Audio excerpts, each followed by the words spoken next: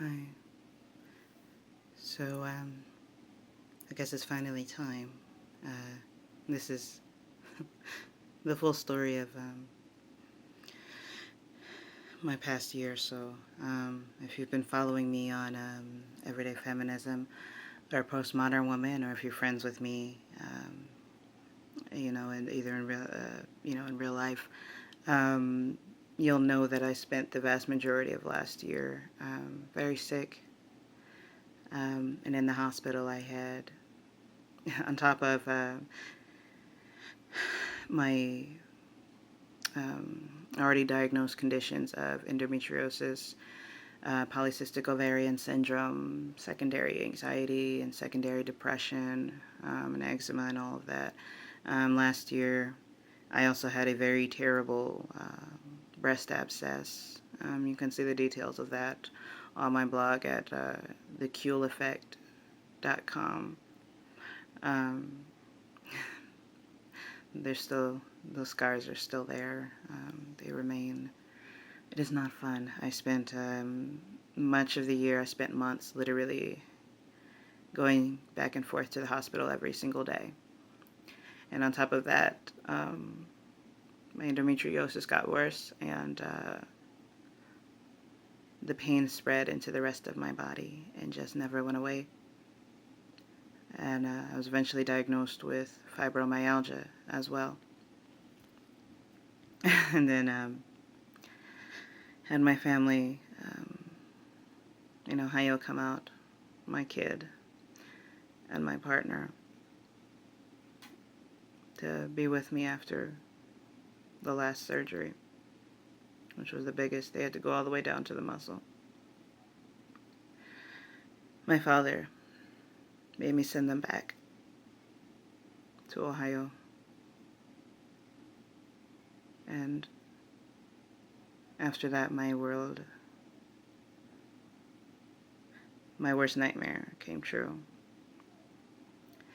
At first we were happy when we found out I was pregnant.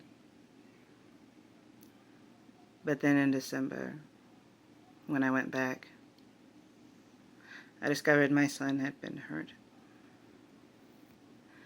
in a way that I swore I would never let happen. He was sexually abused by people who were supposed to be his family.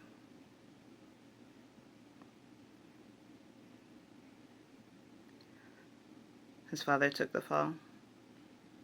He was arrested. He's still in jail. I took my son, my big pregnant belly, and the well wishes of my sister and her family, and returned home 3,000 miles away, where my father let me know that I wasn't welcome to return to his home. I spent months homeless, bouncing around from place to place, from different cities to other cities, staying in hotels, motels. Even one night outside, 7 months pregnant, in the freezing cold, doing all I could to keep myself and my kid warm throughout the night. I told him never again. It was the first time in this entire journey that he had actually broken down and cried, that he actually felt afraid. Even after everything he'd been through, he was my bright little shining light.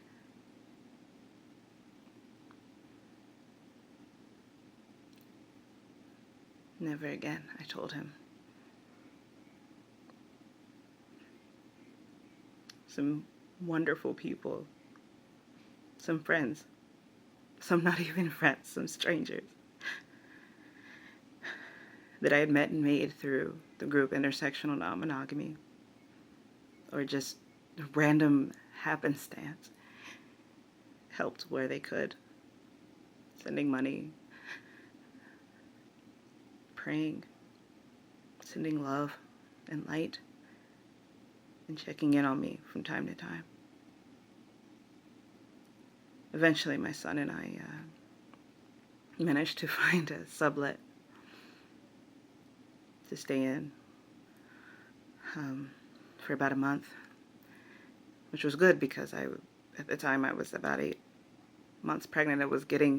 I needed, somewhere obviously to stay, to safely have the baby. I was carrying around 5 large bags full of our belongings and hoping that this wonderfully energetic and exploratory little boy would not run off too far, would not get snatched away, because I physically could not catch up to him. I made a very good friend through that sublet, and I thought I found a home for us to go to afterwards. I thought we were set for at least the next few months. And then the weekend before I was supposed to go, just 3 weeks before my due date, I was told it wouldn't work out.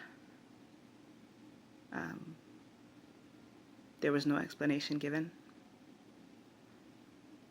I was horrified because I had already been turned down for one place because they chose their cat over my son. Over me and my son, right? And their cat was more important to them.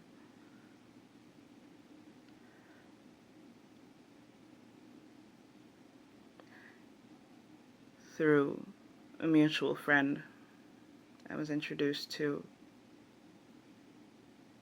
a person I thought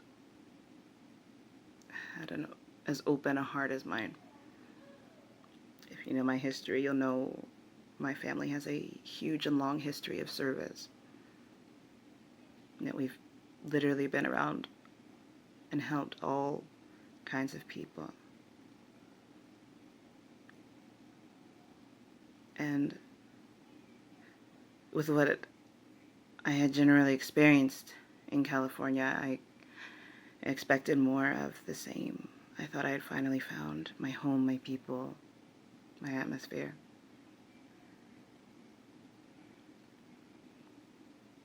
This particular individual had a home open that they were trying to get rid of, and that had some problems with a neighbor, some bad neighbors.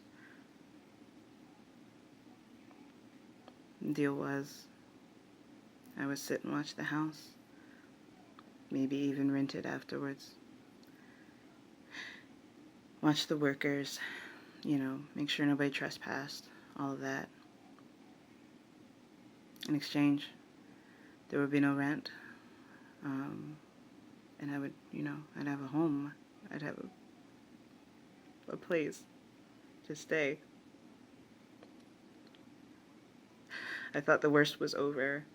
I thought I would finally have time to slow down and deal with the horror that has been the past 2 years.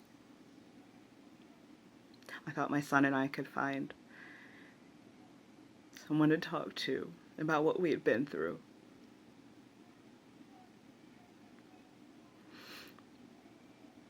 Instead, my life, as always, just became even busier, miraculously.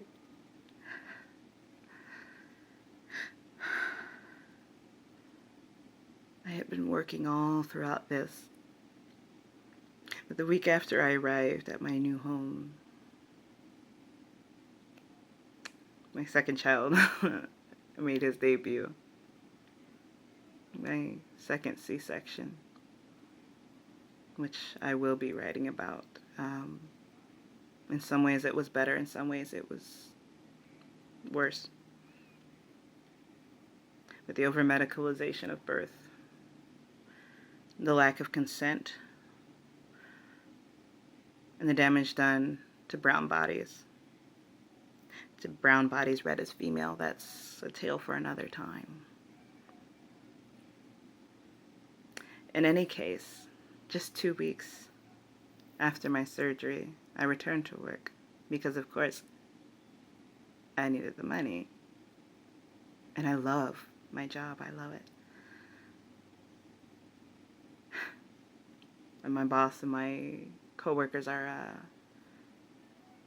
they're amazing, you know. Even through all of this, they still check in on me now. And I love them so much. And so many of them are my very true friends. And I value that because no other place that I work would ever be as welcoming, would ever be as open, and would ever have allowed me to make a life for myself and my family.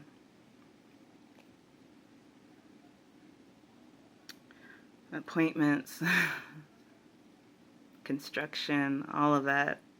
Busy few weeks.